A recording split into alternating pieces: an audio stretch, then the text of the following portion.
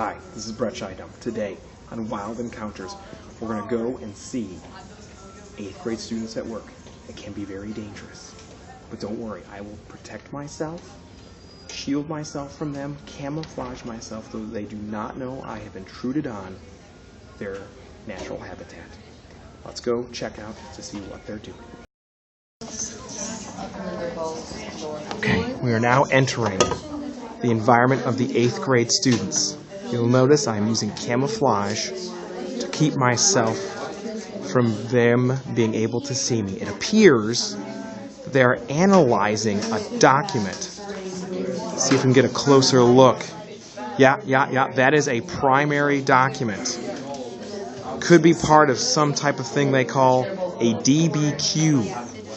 It's a document-based question where they analyze primary sources, maps, charts, determine what exactly the answer to a question posed by the documents is. Let's see if we can get a look at what's going on over here.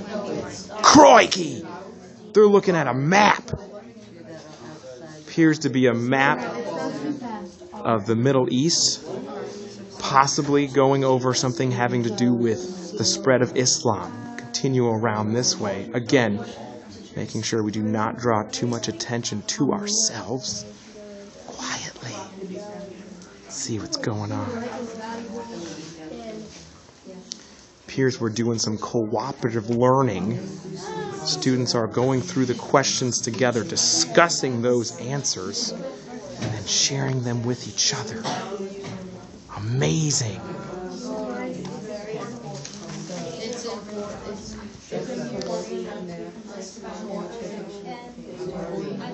Completely incredible to see these students working in their natural habitat and environment.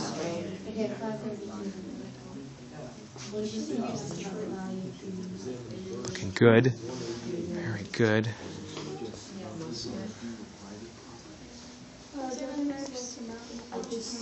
Examine verse 2:1-8. What does it suggest about Islam's view of private life? Oh, they are talking about Islam. My suspicions have been confirmed. Confirmed my suspicions. They are working on a DBQ. Probably they're analyzing why Islam spread so quickly throughout the ancient world. What does it suggest about Islam's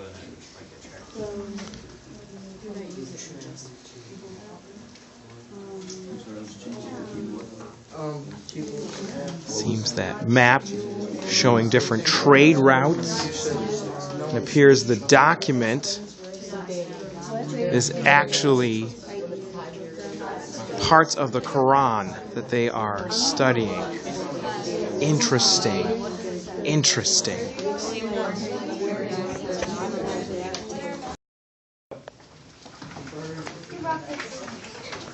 It appears that one student from each group is standing and now moving to a different group.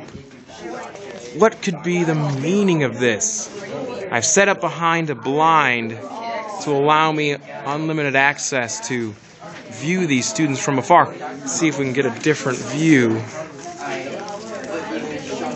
Yes, of course. What is happening, I believe, through my observations of 8th grade students, this is an example of jigsawing, where a student from one group who became an expert on the document they were looking at has volunteered to go to another group and share with them what they had learned. So people working on the map are now being taught about the passages from the Quran, and people who were reading about the Quran are now learning about the different passages from the map. See if I can get my mobile blind up here and working. Okay, I'm exposed right now, going towards my mobile screen. See if I can get through without being seen. Shh. Gotta be quiet. This is the dangerous time now. We're out in the open. We're exposed. Okay. Okay, now we're back under cover. We're safe enough to talk and continue commenting, making sure we're doing good. Excellent example of jigsaw group work going on in this group right here. Excellent, excellent. I believe Josie, who is in the pink, is the expert on the map. She is sharing her knowledge that she learned from the map and from her group with this group who were working on the passages from the Quran. Very good. We appear to have, I believe this male specimen's name, we call him Danny in the Forest Preserve. We like to name our specimens. Oh, there we have Luke. Luke Gassett. One of the fastest specimens, sometimes very hard to catch on tape. He travels at very high speeds. Explaining to the group now, he is going over stuff he and his group determined from the Quran to the group that were working on the map. Check in on this last group. Yes, Aaron. The male specimen we have named Aaron. Oh, we've been seen. We're going to back off a little bit. We're going to back up. It's okay. Okay, whenever we see a look of anger on our specimens, we have to, back up for fear of attack. We want to avoid confrontation at all costs. We would like to not interrupt the delicate natural balance that we have in our natural habitat here. Grant Grempler instructing the rest of the group. There's John. He saw us. I think we're okay there.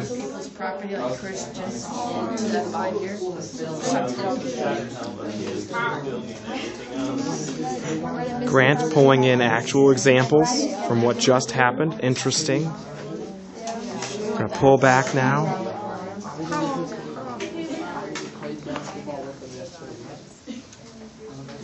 Get back over here. Try to get back to our more permanent blind setup. Put back our camouflage.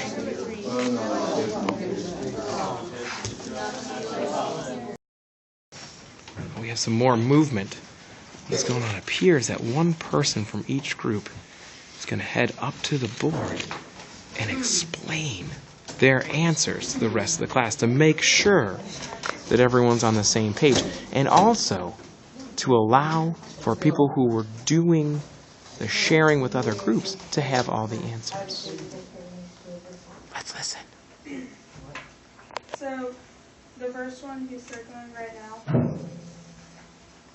the year that's shown on the map is 570. How does it relate to the history of Islam? This map can relate to Islam because it can explain how they adapted some of their trades and what they got their things from, what different countries. The students appear to be discussing the answers to the questions, making sure everyone's on the same page. Brilliant. Crikeys, that's a great idea. Allowing everyone a chance to discuss and see using technology and a very enlarged map. I don't know if you can see the map very well. Here's Medina, so that's really easy. Hannah is now drawing on the board, It's really easy. drawing their attention to the different places, showing them trade routes found in the ancient world. So like that, Genius. And, like that, and then Aiden, you just go straight down. If we can scan the room, we see high level of focus on the board, which is good. You always want that. People checking their answers, looking at the questions, making sure they have the right answers, making sure that their answers match to those on the board. Very good. Very good. Excellent example of sharing out using technology. All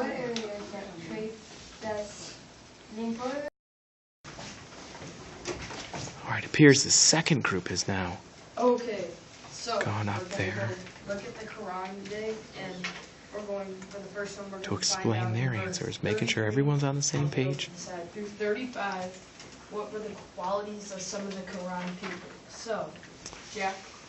I assume that if there is a pack leader, a mentor, a teacher of these animals, he would probably follow this up with a discussion where he would make sure that everyone is understanding the baseline of the information and being able to pull in more in-depth information.